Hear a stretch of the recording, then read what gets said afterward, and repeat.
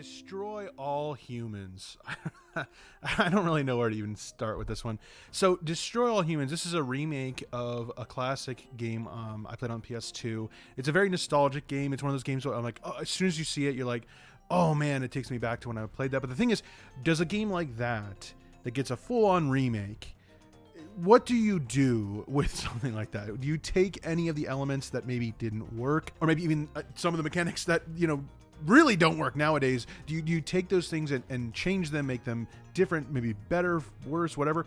Or do you leave everything the exact same and just make it look like a brand new game?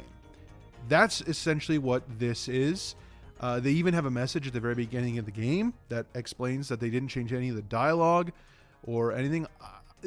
The truth is, I like Destroy All Humans absolute surface level, but like as soon as you dig into the actual gameplay and the story, it really starts to fall apart. I think when you're playing GTA, like most people, first time you ever play GTA, right?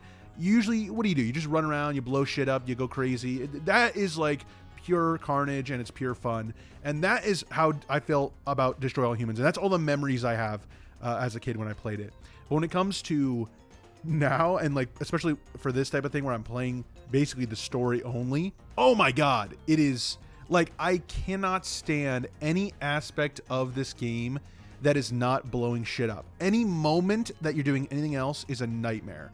There's a lot of stealth in the game, which it kind of works. Like I get the mechanics of it, but man, like they're just, the more I think about it, the more I'm just like, this game drives me crazy. And it's because the best parts, like I said, it's like they put, back when they made the game originally, it's like they made all of this time and effort and focus on making blowing shit up and going crazy fun, which it is. It's the best part of the whole game. But any aspect, like doing stealth missions, a nightmare. Basic mechanics like respawning, like you die, and I can't tell you how many times I would get to a mission, right, and it would have this goal, like, oh, you got to go, talk to this guy. Okay, I walk up to the guy. What do I do?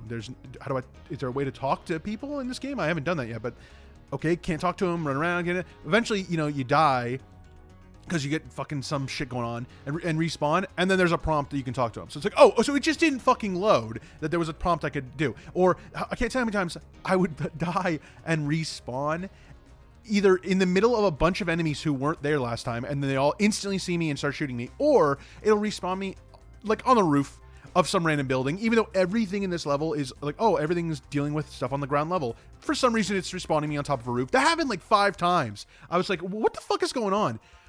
There's one mission in particular that drove me absolutely crazy, where you have to escort this bomb in the desert to this facility. And the problem is there are checkpoints throughout the escort trip, but the problem being that when you die, which you will because this mission's very hard, and respawn at the checkpoint, the bomb respawns with whatever health it had when you hit the checkpoint. So if, for me, it was a situation where, the bomb had like a quarter of its health left, and now I have to do the whole rest of the mission with a quarter of its health, which was a fucking nightmare.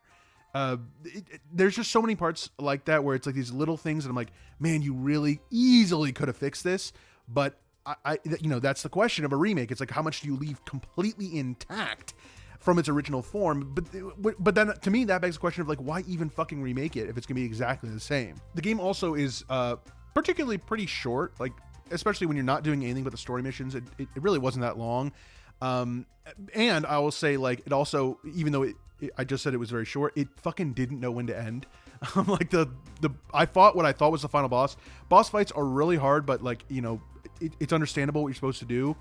Usually the bosses have 3 health bars and you have to knock them all down. But I beat the final boss. Like, wow, that was a crazy final boss fight. Then there's just another boss that was way harder and way longer. And I'm just like, holy shit. Like, this game does not know when to fucking end. And it's Destroy All Humans. It's not fucking lecture time. It's, it's a really fucking simple concept. But for all the funny moments, for all the great voice acting, for all the visuals, I mean, there's some pop in and shit like that, but like, graphically, I think it looks great. There's just so many gameplay mechanics that I think are so fucking antiquated and stupid. They easily could have fucking fixed. And obviously, they didn't. I know that the sequel just came out recently, so maybe that's better. Maybe they improved it. I don't really remember much from the original sequel, but Destroy All Humans, fun to fuck around in. I wouldn't recommend playing the story, at least not in a short period of time, because it can be kind of infuriating. And I guess that brings us to the point where, kind of beating around the bush, but this is the 39th game I've beaten this year in 8 months, 39 games down, which means we only have 11 to go, but there's really one major hurdle left, and that's number 40, which is going to be Dark Souls. Now, I've never played Dark Souls before. I've never played any Souls-like game or anything. I mean, Nier Automata from earlier this year is probably the closest, and that's obviously not similar gameplay, but kind of mechanically. And I'm very nervous. I'm very excited at the same time. I'm going to be streaming it on Twitch, and yeah, it's going to be a wild ride. So stay tuned. It'll be a while till I probably update, or you'll get another video. I don't know how long it's going to take me to beat this game, but stay tuned. We'll be getting the Dark Souls 1 done, and over the next 4 months, beating the other last 10 games. It's been a wild ride, folks. Thanks for sticking along, if you have, and we'll see you guys next time with my Dark Souls hour-long review. I should just make it like a 5-second review. I think it'll be... All right, we'll see you guys for Dark Souls. Sayonara.